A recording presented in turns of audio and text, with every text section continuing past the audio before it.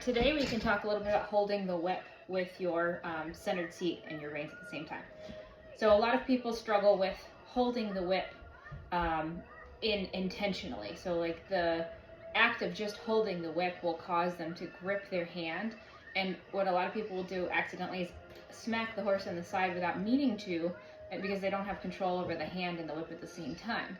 So just maybe turning the rein will cause them to pop the horse in the flank, which can obviously lead to a lot of trouble. We don't want to do that. So when you hold the whip, the first thing we've got to do is close the fingers on the reins and the whip together in a manner that allows us control over the whip, so we can use it with a supple elbow and a following arm.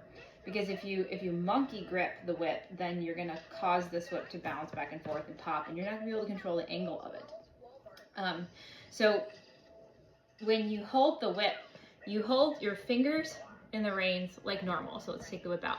This is how you hold the reins. It goes through the bottom of your hand. You put the pinky underneath. You close your fingers around the rein, and then you put your thumb on the top. Okay, so this is how you hold your reins. One on each side, and that gives you good control with your fingers. I'm just turning it sideways so you can see, and your thumb secures the rein so that you don't have to monkey grip it. So at that point, all you have to do is just let your fingers touch each other, and you have a secure position without a lot of necessary pulling. You don't have to pull in this position because your fingers allow your elbows, as we've talked about in videos before, to do that work of just straightening your upper body. And then the rein comes to contact, and if you need a little half halt, then you use your fingers, right? Now, if you add in the whip to that, you put your fingers around the reins and the whip together, and your thumb goes on top of the whip to control the whip. So when you're riding, your whip goes over your thigh. That's where you hold it in the kind of like neutral position. You're not doing anything with it. So you hold it over your thigh. And you can see how, I don't know if you can see with this chair in the way, you can see how the whip in this position would not be touching the horse. It's parallel to the horse and it's resting on my thigh. So it is inactive. I am not doing anything with it. And if I need it, then I can just on the shoulder tap tap, or on the flank brush brush, right? And if you know anything about what I do, you know that the whip is not for smacking with. It's a whole convoluted conversation and nuance, and I know a lot of people get really prickly about whips, but for those people I would just say, spend some time learning about how I use the whip before you get up in arms. So in this position, your whip is neutral and you're not doing anything with it. So if you need to steer, like let's say you're steering to the right, you've seen in videos of mine before, you turn both your reins so the whip stays in that neutral position. And if needed, it's brush, brush, brush, brush.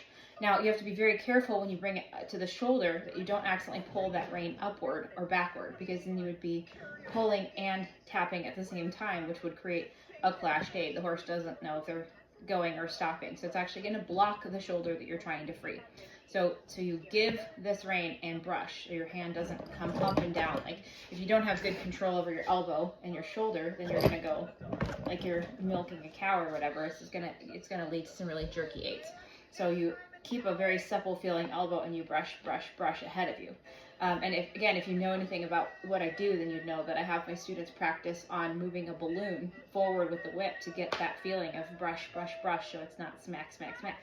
So when you hold the whip, if you hold it with your thumb on the top, controlling the whip, then all you have to do is let your fingers play with a little bit of bounce in between, so that you don't have to make your arm move the whip, because that's going to create smack, smack, smack. And I always encourage my students to use the whip on their own leg and hamstring to know what it's doing, because it should not in any form produce anything except support of your seat and relaxation. So the whip in a brushing motion loosens, the whip in a smacking motion tightens, and that's not what we're going for. So I could make a million videos about a whip, but this is just one. So when you're holding the whip, if your thumb stays on top, your whip stays neutral. If you roll your palm over to control the whip, or you turn your thumb out to control the whip, you will be accidentally popping the horse.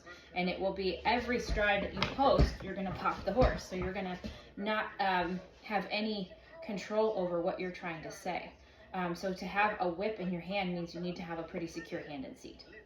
Now to pass the whip over, if you really want to frustrate me, pass it under the reins and pass it to the other side, which means that you dishevel your seat, you accidentally pull the horse in the mouth, and it's a really messy, ugly process, and it's really not safe. either, because anything happens at this point, you have no control, okay?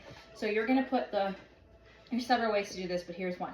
Put the whip and the reins in one hand, take your elbow with the whip and pass it upward. I've got a whole YouTube video on how to do this on a horse, so check that one out. Lift up, then with your free hand, receive it, split the reins, and two. You can do it without taking your reins into one hand too. You just have to be careful you don't pull the horse in the mouth. Say you put your thumb on the top and you hold your whip just like you would be holding your reins in a neutral position, so that when you steer, when you half halt, when you do anything, your thumb stays on top, and that keeps the whip secure over your thigh, so you don't accidentally do crazy stuff. And the most important part of holding a whip is having, obviously, self-control mentally. You're not using this whip from an emotional state. You're not even using the whip to get after the horse. You're not using the whip to do anything except support what your seat is saying. It's a whole, like I said, whole convoluted conversation we could get into like 6 bazillion videos about. But if you know anything about what I do, then you will understand this a little bit better. But this is to give you a secure position with the whip so that you don't accidentally pull the rein back when you use it or pop the horse in the side. So thumb secures the top, and then you work on an elastic elbow. And I really encourage you to practice this on your own thigh. So when you use your whip, practice bouncing it off your own thigh to give you the feeling of a bouncy elastic elbow. Because if you straighten your arm, this is smacking, that hurts. This is bouncing, that does not hurt me.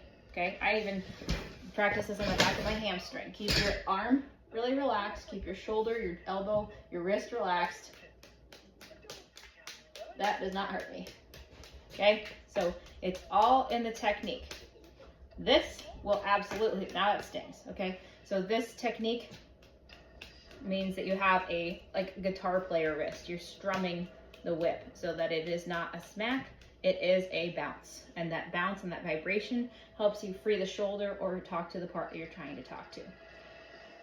So that's something for you to think about today, is just practice, maybe even without the rein, walking around, holding the whip and seeing if you can keep it on your thigh as you walk. So you keep your thumb on the top, all your fingers secure, and your elbow, your shoulder, and your core direct that whip.